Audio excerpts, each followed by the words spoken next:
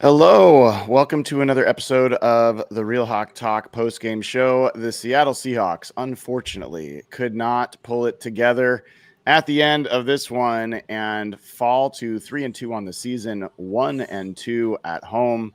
And this was a tough one. This is a tough one on a number of levels. Feels a little bit like, deja vu. Seahawks not able to rise up and beat a team that is a contending level team at home, despite the fact that they looked like they were maybe ready for that kind of game. End of the day, they just weren't.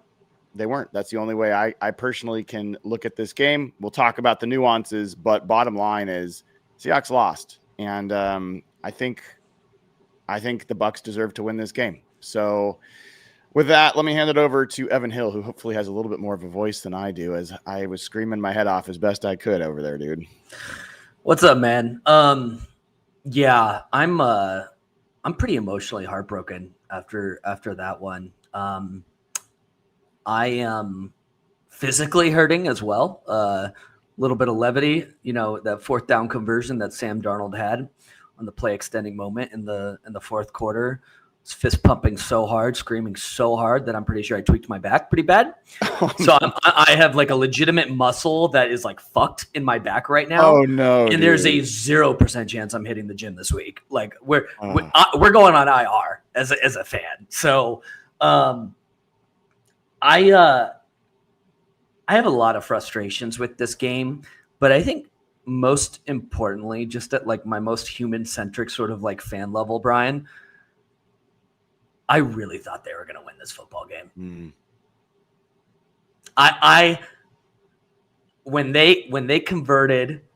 When Sam converted on that, I need to go back and rewatch the play because it's like a distant memory in my brain right now. But when he spun out, whatever happened, evaded pressure and hit Torrey Horton for that touchdown on fourth down in the fourth quarter, I lost my fucking mind. We went up a score.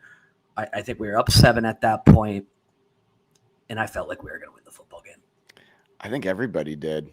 I think that was the logical way to feel at that point. And okay, so I'm having trouble getting past the high level on this. There's a lot of specifics we'll talk about, but Sure. For me all week, Evan, this game was about worthiness.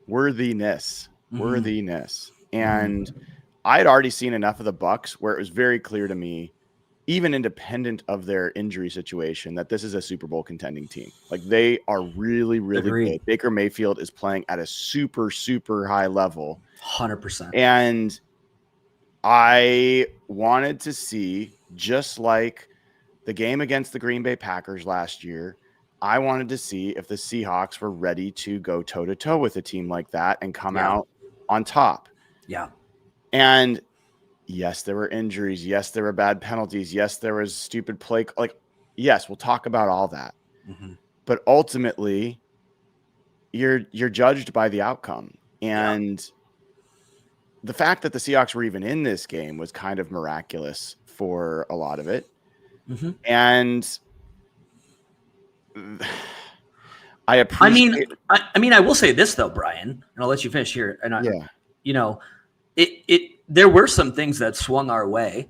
Like that Sam Darnold interception was taken back earlier, I think in the third quarter or something like that. But Sam Darnold also played a miraculous football game.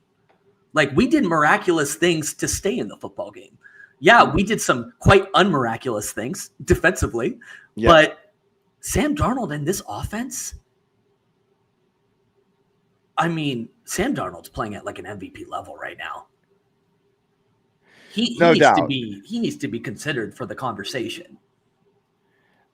No doubt. And it's a shame that I think there will be folks that look at the last interception he threw and be like, okay, see, he's just Sam Darnold. And that's a ridiculous way to view this tip off the helmet. Yeah. I mean, he had a remarkable game. He had an MVP level game.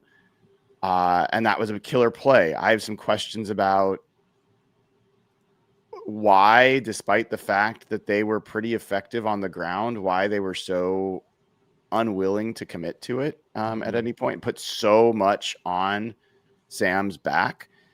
I mean, Sam finishes 28 of 34. So it's not like they were having trouble completing passes, but they ran the ball 20 times for 122 yards, over 6 yards a carry. When you're running that well, it is okay to lean into that a little bit and take some of the pressure off your quarterback to not have to do everything perfectly. So I don't know. That's not probably the first place to start criticizing. Sure. I do respect the fact that Mike Macdonald in his post-game press conference said, hey, this is on me. Yeah. I didn't call a good enough game. We didn't have a good enough defensive game plan. I got out coached. Yeah. I respect that. I do too. I respect that. It honestly doesn't make me feel better, dude. Like, that's fine. Ultimately, they've got to actually be better, not just own up to not being good enough. I mean, he said that too, though, at the end of the press conference. He was like, at the end of the day, something along the lines of like, we have to play better. The execution has to be better. You know, like there's things he can do from a coaching perspective to, he mentioned like just basic schemes. Like he said, he got out schemed by the Bucs offensive coordinator. So I don't know. I mean, if we're looking at like pointed frustrations, guys, the defensive line today was a real struggle. Boy, Mafe, where were you today, buddy? Where were you? In a defense that was down how many starters? So we lost Derek Hall on the first drive of the day, I want to say. You know, obviously we have Spoon out. We have Julian Love out. We have who else is out? Tariq was out for a good portion of the game. Yep. We're down some guys, right? And we need there's these like pieces on the defensive line. I thought Big Cat actually had a phenomenal game. He was blowing up guys left and right, but the pass rush just did not get home today. They were very poor at maintaining contain. Like Baker got loose way too many times and they didn't clean up. Here's the thing. I think that's I think you're gonna find that that's not gonna hold up to film analysis. And here's why. Yeah. What I think, well, first of all, what I will give you is the Seahawks don't have a dominant pass rusher. They just don't. Like we know that about this defense. That's not new information. That I'll give you. Yeah. But I think what you're going to find, I think the Bucs did a lot of max protect. I think they left guys in, and they gambled on the fact that they would give Baker Mayfield enough time that his receivers would uncover against the secondary, and that the Seahawks would be playing a lot of zone because they wouldn't trust the corners to play man, and that they had a game plan to win in that situation. And I think that worked over and over and over and over and over and over and over again. And then once you lost Woolen, you didn't even really have the option to change your game plan to go back to a man defense because they don't have anyone else. And I'm going to get a little pissed here for a second, guys. Like I went back and forth with a lot of people on text during this game telling me how shitty Reek Woolen is and he can't play. I've been telling all of you all, be careful what you wish for. Do you want to see Nehemiah Pritchett out there on the field? Is that what you want to see? Because for all the mistakes that Woolen's made, he has got talent and he can play the position. I am not saying he's perfect, but I'm so annoyed with the reactionary bullshit I get from people about Reek Woolen, about Anthony Bradford, because I'm telling you the same thing's true at right guard. It will go significantly downhill. And you saw it at safety. They don't have depth behind Julian Love. Ty Okada cannot play that role.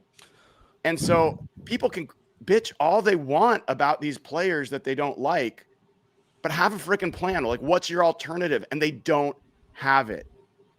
I question why Shaquille Griffin wasn't available today, because I don't know how he is below Nehemiah Pritchett on this depth chart. I think that is something that coaches and front office should take some responsibility for. I think he would have had a much better game than Nehemiah Pritchett. Can you guys hear me? You can. How you doing, Jeff? You can? Yeah. Yes. So that's my big takeaway as well, Brian. Everyone's really clamming on Macdonald, and I get it. The defense did a pretty awful job the whole game, but they were just deficient there, and I didn't realize how much one Woolen injury could really expose the depth. And if you watched all the second half, the plays that Ty Okada and Nehemiah Pritchett were making were just unraveling everything. I know we want to be able to come up with these blanket statements like, well, why don't you have a better plan? You can't make a plan when your players are deficient. You look at Baltimore today. They gave up 40 points to Houston, who'd been one of the worst offenses in the league. And the reason they lost the game, honestly, is because Ty Okada, Nehemiah Pritchett, the second linebacker spot, the other edge spot once Derek Hall went out, they just were getting almost nothing out of those spots. And Tampa Bay was able to take advantage pretty much from the jump. Their weakness, they went after the edge weakness right away. They went after the linebacker spot.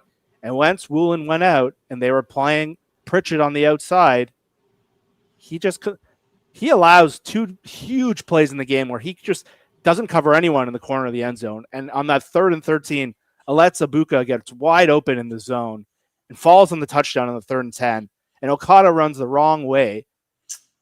If Julian Love plays, for example, they probably win the game. And I know the Bucs were missing a lot of guys. Yeah.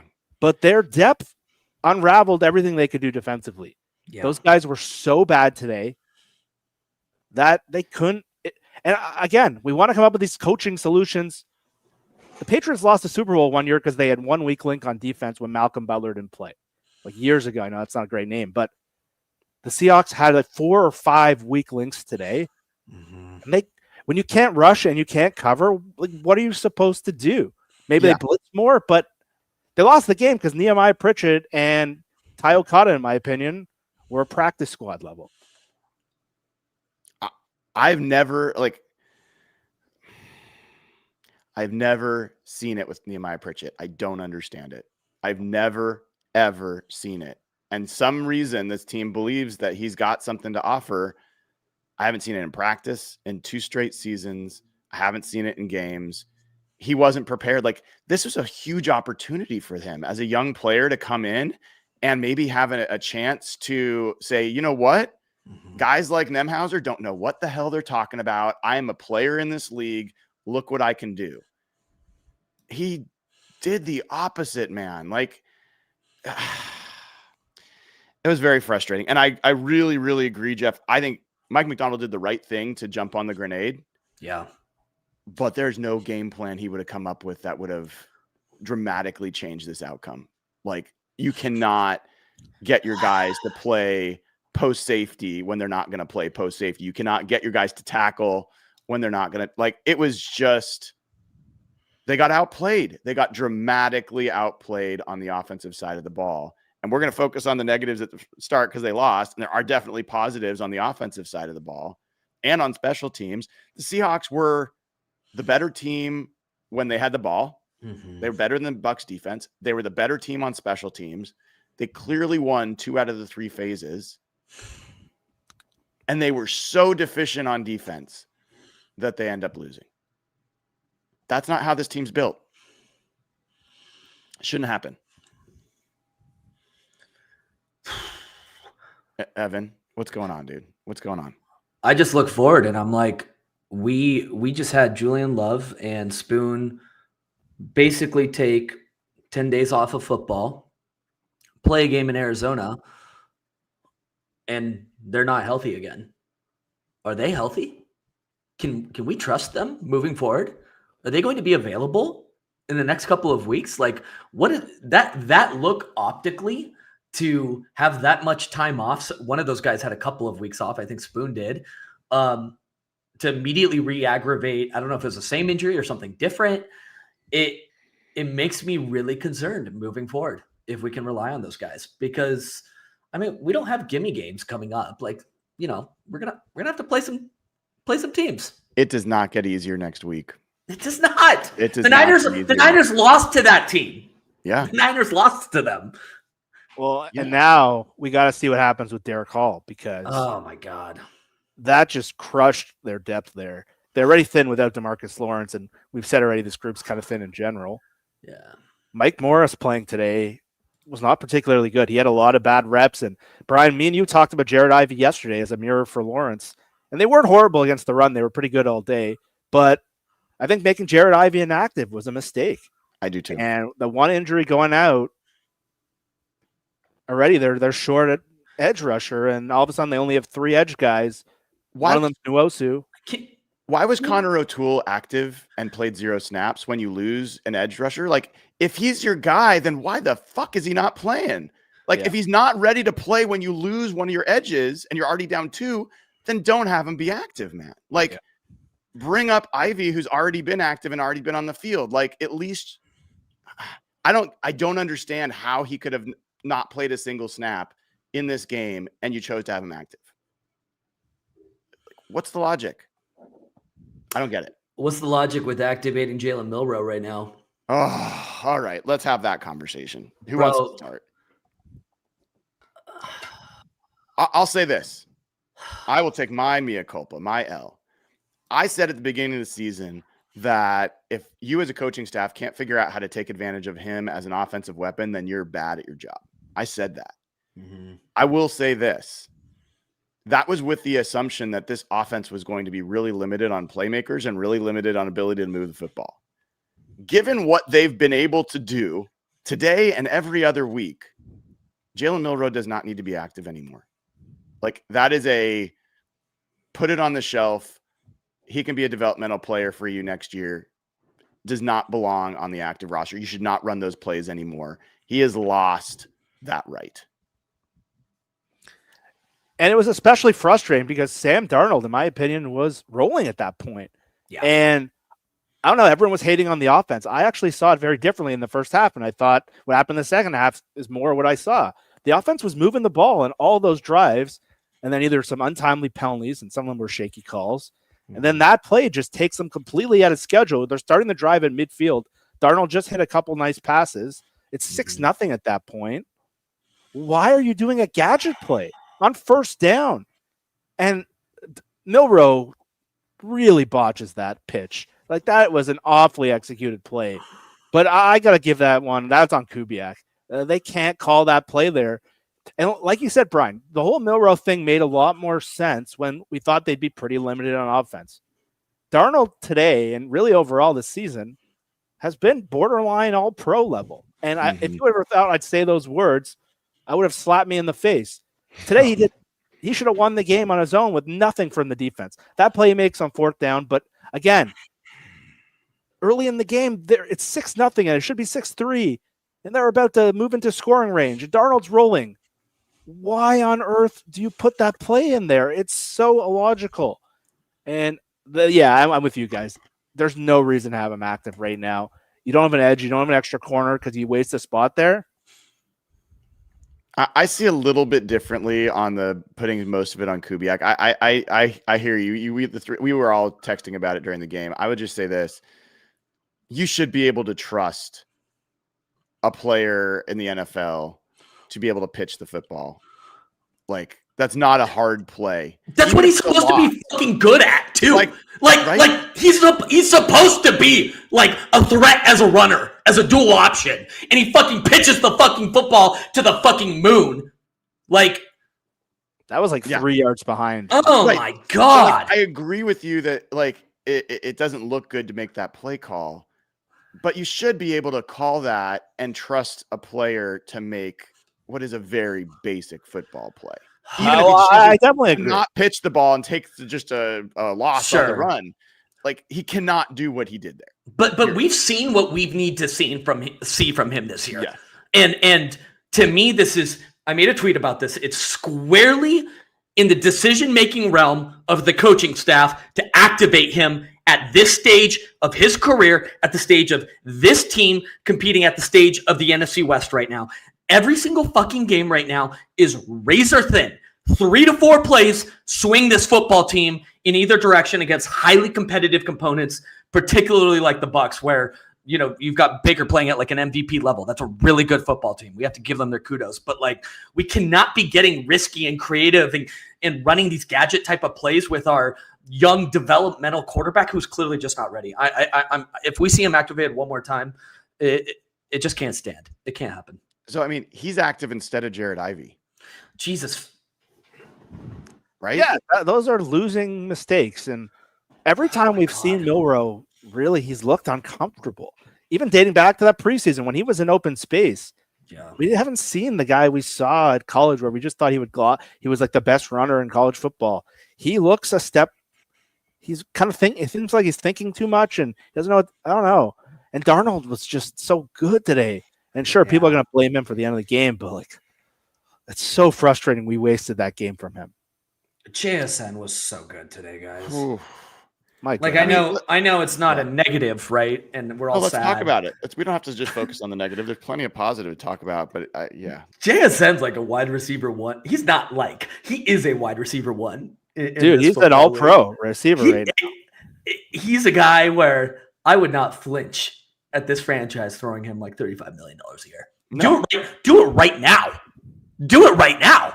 Get him under contract earlier than later. Actually, I don't know what receiver contracts are coming up. I know a lot of the big guys have been paid recently, but I'm just every single week. How many yards did he end with today? 132. 132 yards, 8 catches, 1 touchdown, average 16.5. I'm going to throw out a guy that I thought had a great game that won't be one of the top 5 probably other people think about. Hit me. Derek Young. Yeah, he was awesome. Yeah. Dude, he was great. Kick returns, kick coverage. That catch he made was unreal. Oh my God, that was ridiculous. Unreal. Yeah. That was my insane. God. My voice isn't going to last much longer. Was that tipped? What happened with that moon ball? It was like that was some Russell Wilson shit there.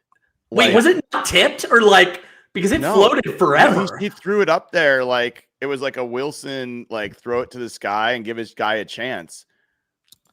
Because crazy. Wow. I can't believe that we had a 99-yard drive to take the lead with a 4th down conversion. I've got to admit something to you guys. That 99-yard drive as it was happening, and they get that should have been pick 6 in the end zone that gets tipped up, and Cooper Kupp gets a first down out of it. We were so lucky. Then they get the defensive PI or whatever, the holding that cancels another interception or whatever it was. And then they get the 4th and 2. I was sitting there thinking, this is it. This is the moment that this team earns their way into the conversation. 99 fucking yards, and they just did it. Yeah. And then to have the rest of that game happen the way it did, it's a shame, dude. It's a real shame. That's what's killing me the most. This should have been such a good story coming out of this game, especially with Geno falling on his face again. And then if Darnold rose up with that that was probably the best game of Darnold's career. And he carried the team with no help from the defense. Nothing. 99-yard drive, just making that play out of script on 4th down. There were so many cool moments. No one's run the ball on Tampa Bay this year. Walker looked great today. The offensive line was getting pushed, and Charbonnet had some big short yardage runs. No one's run the ball on those guys. There were so many things. The offensive line held up. Josh showed a picture of the pocket on Darnold's big pass to JSN down the field. It is nothing like we've seen. It's just so frustrating that those couple guys at the end of the roster, and that's where every 53-man matters. Myers misses the kick also, and they take away points from them in the first half. The first half was just all about them self-destructing. The second half, the story is just them not being able to play any defense at all. I thought Ken Walker was great today. Yes. I thought Ken Walker was terrific today. Explosive again. I thought Charbonnet was fine. I thought he looked a little bit more shifty and a little bit more explosive than we've seen. He wasn't making huge plays, but I thought he moved well. I thought the offensive line, pass protection. I have a feeling we're going to find out the offensive line might have played their best game this week. They were great in pass pro. They were great in run blocking too. Yeah, they were moving them off the ball, and no one's moved them off the ball. Mm-hmm. Man, devastating. AJ Barner. AJ Barner had a game today. You know who plays the Bucs next week though? The 49ers. The Niners. I don't give a shit, man. I don't want to be happy about other people being shitty so that we can misery mope together. I want this team to be fucking good. And I'm sick of them not being good enough. I know. Yes, they were close, and yes, the offense was super positive, and but end of the day, they weren't the better team. And this team is 1-2 at home. The only team they've beaten at home this year is the New Orleans Saints. Both times they've faced a good team at home, they've lost. Yeah. And I'm not ready to just like move on to Schadenfreude, and like Geno Smith sucking and Pete Carroll getting blown out and whatever. But I don't know. Sorry. I'm No, you're right. No, you're right. They need to win the fucking football game. I had let hope consume me. I was convinced they were gonna win. I sent you guys a text. I was like, they scored too early. Like, I was so convinced. For sure. Like, the ball. Yeah, if the ball doesn't bounce off that dude's helmet or Darnold doesn't dirt the ball there, like they probably do win the game. Yeah. I'm looking. Look, Torrey Horton, another touchdown. Nice to see. I thought he had a nice catch earlier in the game. Did anyone do anything positive on defense? I mean, is there anything we can look to? I guess there was the sack that DeAnthony Bell had on a blitz, but I feel like Big Cat and Byron Murphy had like a quietly decent game. Maybe, yeah. I don't know. There were a couple plays that they were fine. Off. I wouldn't say they disrupted enough of their plays, but when you get no edge rush, it's pretty hard to disrupt. Can I tell you guys something that you're going to be interested in? It may not hold up because these are in-game grades from PFF, and they always change wildly. Sure. You want to know who had an 87.3 grade on defense with 85.4 in coverage and 72.0 in run defense? Who would you guess that could be? 87.3 overall, 85.4 in coverage, 72 in run defense. Was it and 82.2 tackling in a game where they missed a shit ton of tackles? Was it Nicky Emmanwori? Ding, ding, ding. Yeah, he had a good game. Did he? Yeah, I didn't notice him at all. No, on the TV, I mean, there were a couple like bubble screen type of plays where he made tackles for losses. There was like 2 or 3 of them. He wasn't doing anything like sexy, right? He was just like tackling when the rest of the defense wasn't tackling. Yeah. So, yeah. I mean, it stood out. Yeah. Well, how big of a deal is it if we take a second on Sam Darnold? How big of a deal is it that the Seahawks have this guy under contract for the next few years? Are you ready to like say, yeah, like this guy is your guy? I mean, how can you not? Like, this guy's playing himself into the MVP conversation. If the team could fucking win, yeah. If they could fucking win, yeah, you're not wrong. But, like, it's such a bummer how, like, one tip off a fucking helmet, like... No, if the defense can make one freaking stop, we win the game. Yeah. They couldn't make one stop. They kept...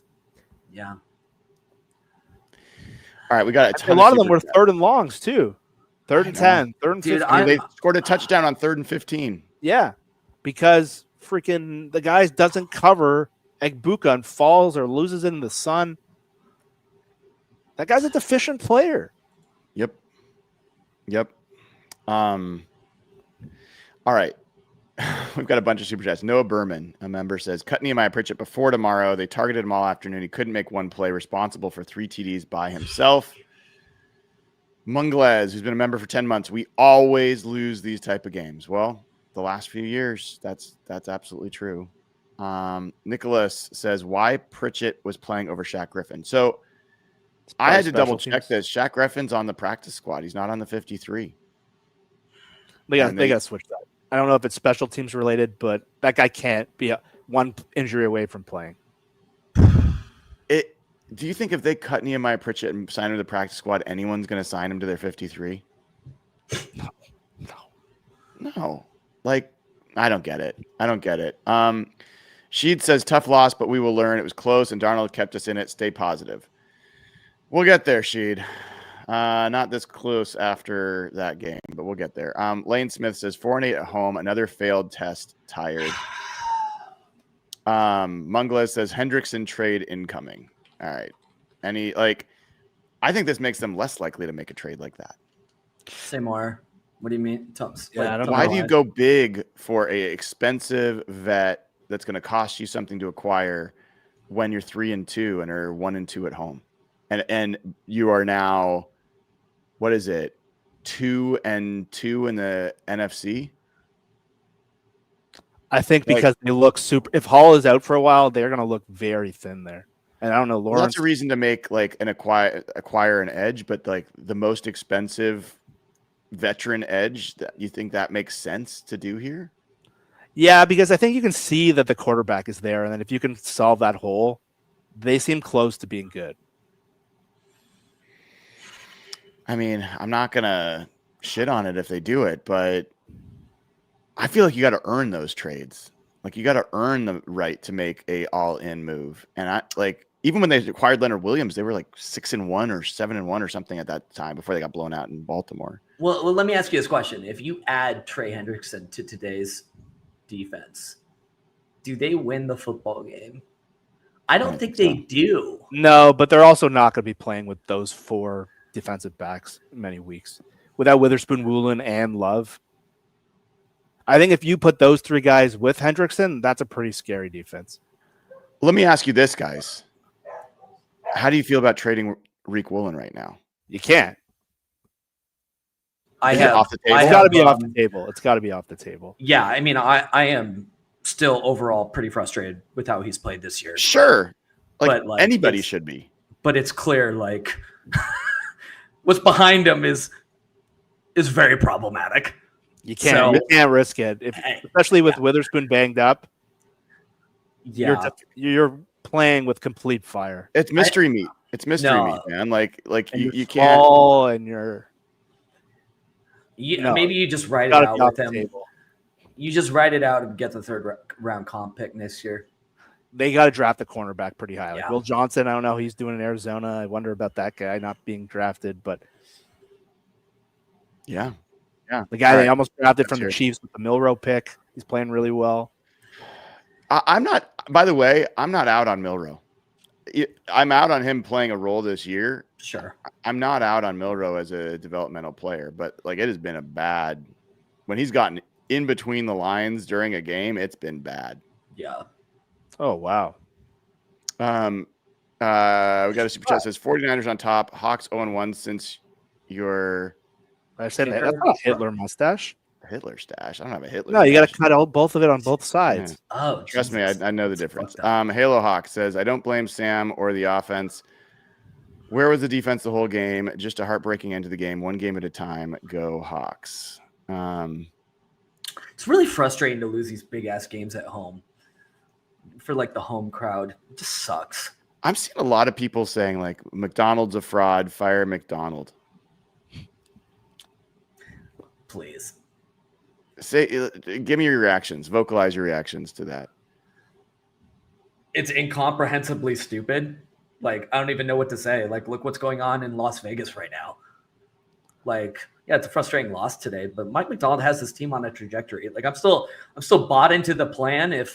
I think if Spoon and Julian Love play today, like, they win this football game today. I agree with that. And it's like, yeah, it's frustrating, and I'm pissed, and I'm going to be sad, and I'm going to drink tonight because of it. But, like, I don't know.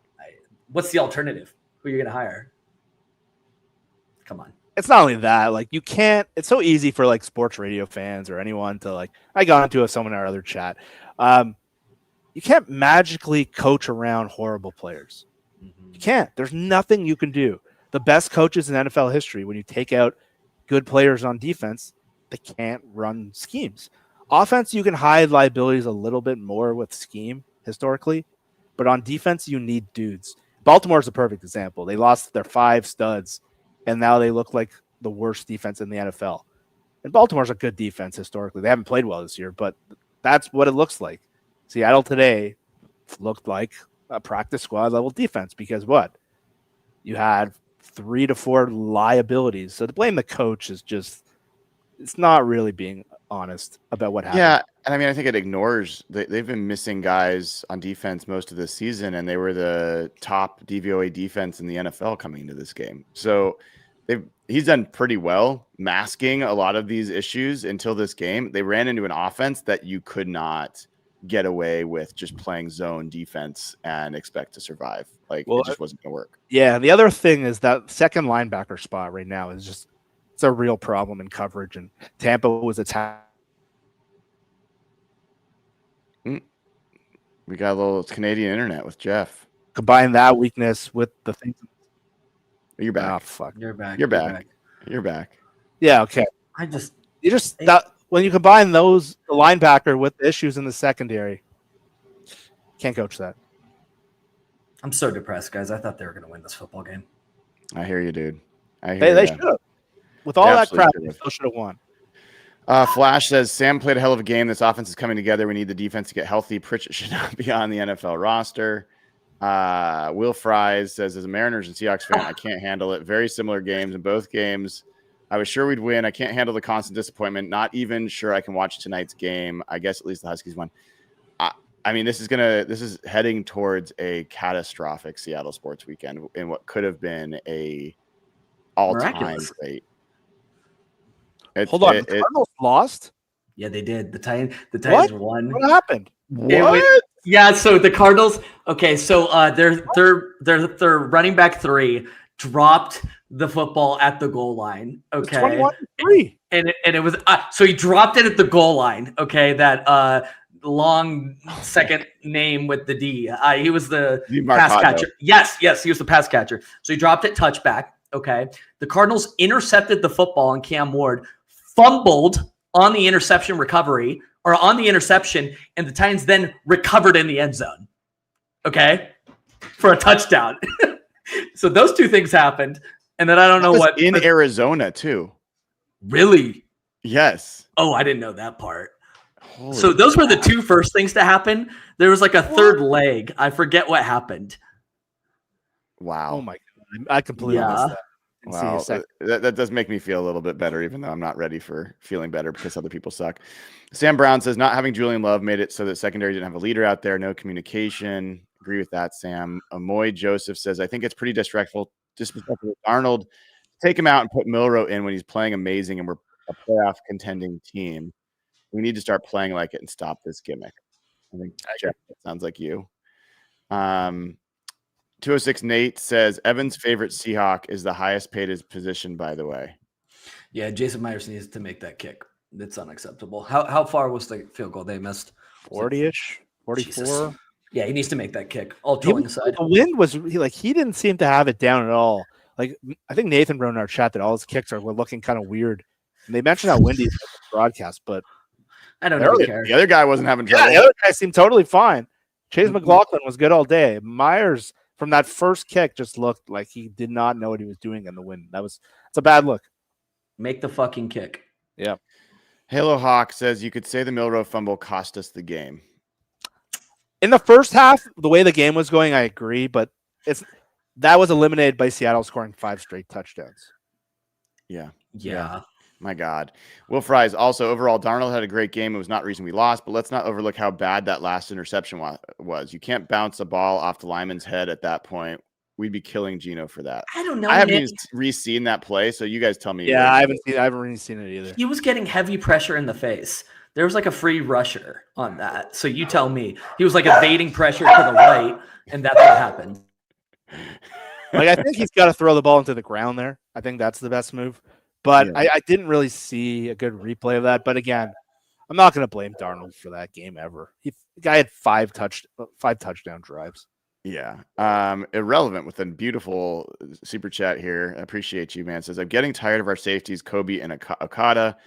How are they getting beat when they're supposed to be the deepest men on the field? When we play man, they're not helping the weaker cornerbacks at all. I really miss watching Earl Thomas make those plays. Well, I got news for you. Earl Thomas ain't coming back. He's not walking through that door anytime soon. The play Ty Okada made on that deep pass where his job is to hold the spot, and there's another, I think it was Tez Johnson coming across the field. Okada ran to the wrong side, went to the wrong guy, double covered the wrong guy, and left his zone, did not hold over the top, and they got to the 2-yard line. That was by far the most frustrating play in the game. It was such low-level football in coverage. And to let Ibuka run 3 on 3rd and 15 and run through the zone when your job is to help over the top. It was as bad as a play I've seen from a safety since Tedrick Thompson and guys like that. There was another guy. It was bad. It was Lano Hill kind of level stuff. Again, Corey Lineker says, again, an awful defensive performance versus a good team. Tyler Sells, I'm overall positive about it. This game, run defense was still good, but not having 6 defensive starters lost the game. Agreed, but the Bucs were losing down a lot. If the Bucs had Mike Evans, their right tackle, like they're missing their still right guard who's going to be out. They're missing Jalen McMillan. They're missing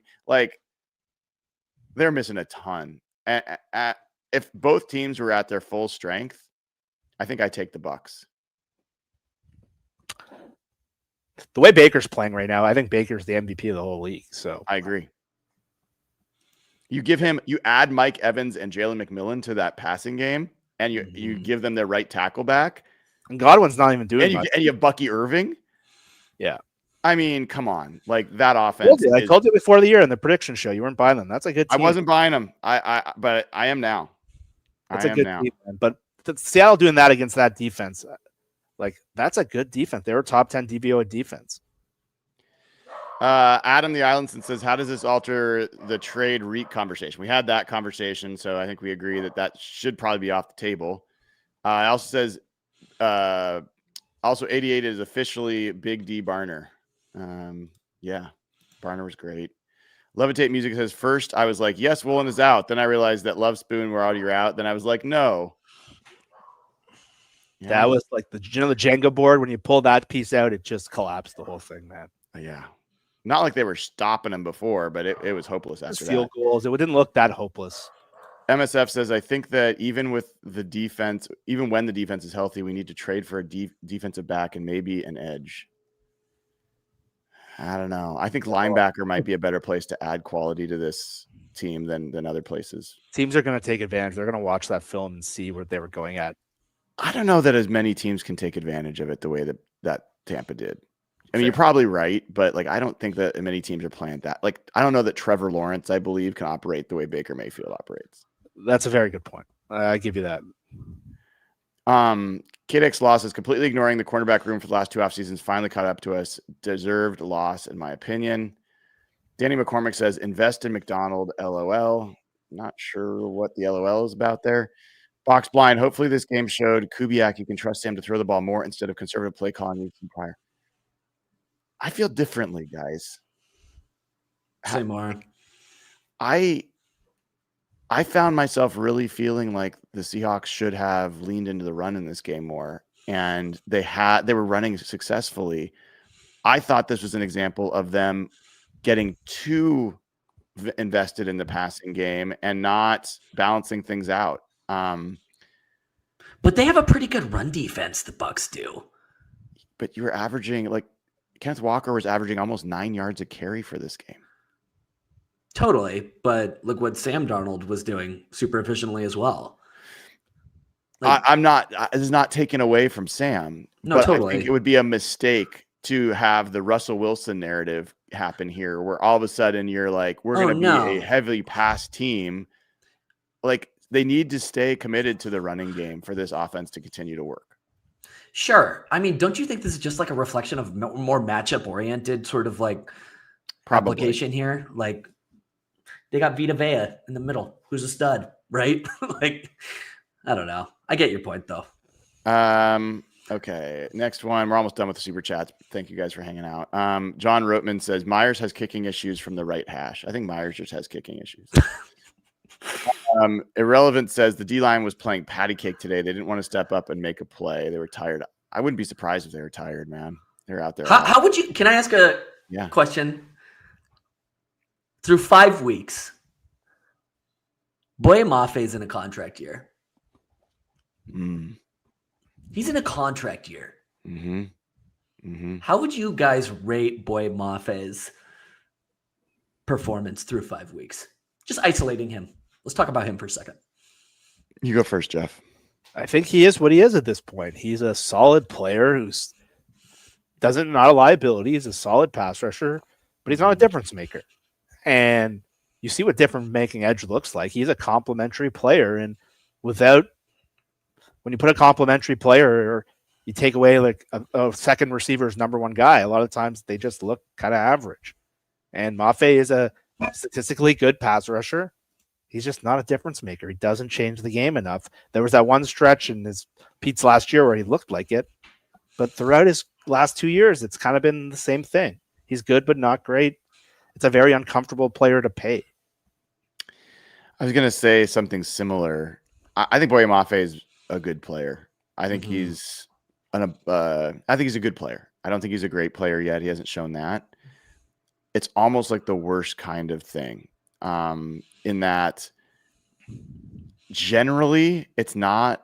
You're not going to make yourself a great team by paying second contract market value dollars to a good, not great player. Yeah. And so then you let him walk and he gets like a Josh Sweat deal somewhere else. And then what? I mean, you spent back-to-back second-round picks on edges. Neither one of them have turned into the dominant player you were hoping one of them would, at least one of them. DeMarcus Lawrence is a million years old. Sure. Like the plan at edge is questionable, and I think How many sacks does he have on the year? 0. I don't think any. 0? I think So zero. Derek Hall, though. They're in a. I think it's the biggest organizational need they have. You think about it, like Brian said, Nwosu's in the last year of his deal. He's an older player. Has been beaten up physically. DeMarcus Lawrence it's a short-term solution. He'll probably be back for a second year, but he's more of a run defender first. And then you're kind of damned if you do, damned if you don't situation, unless you force a draft picker. And that's where I do wonder about a trade there. But Trey Hendrickson's an older player as well. So it's a very precocious spot moving forward. Corner as well with Woolen coming up after this year. Those are two, especially now that you seemingly have solved the quarterback issue. Those are the two biggest organizational needs by far. Landon Hull says, am I the only one who realizes how often we hit our own players, causing injuries and fumbles? That was a bad hit today between who was it? Was it the Pritchett backup? got hit. Was it the back? Okay, yeah. Pritchett hit Ernest Jones. Okay, that's who it was. Yeah. Leo says, viewer IR activated. Hit my knee, so I'm with Evan. We're both going to IR. No, I'm straight up. Mike, I'm getting getting a nice tackling, but how much can it really improve? Hope D-Hall, Tank, and Love return soon. All right, we got 4 more super chats. Danny McCormick says the LOL was about people saying fire Macdonald. We should invest. All right, that makes sense, Danny. Appreciate the clarification. TV says, should they sign Asante Samuel? Is he even healthy? He's got a neck issue. Like, there's a reason a quality corner is not signed by any other team. I don't think that's going to solve anything. Sam Brown says, you guys want to see them spend 80% more of next year's draft on defense. I do, and still think they'll turn it around this year. I'm not ready to talk draft yet. I'm not ready to talk draft. No. I just think if Hall is out for a while, this becomes a real problem. So hold up. Oblique injury?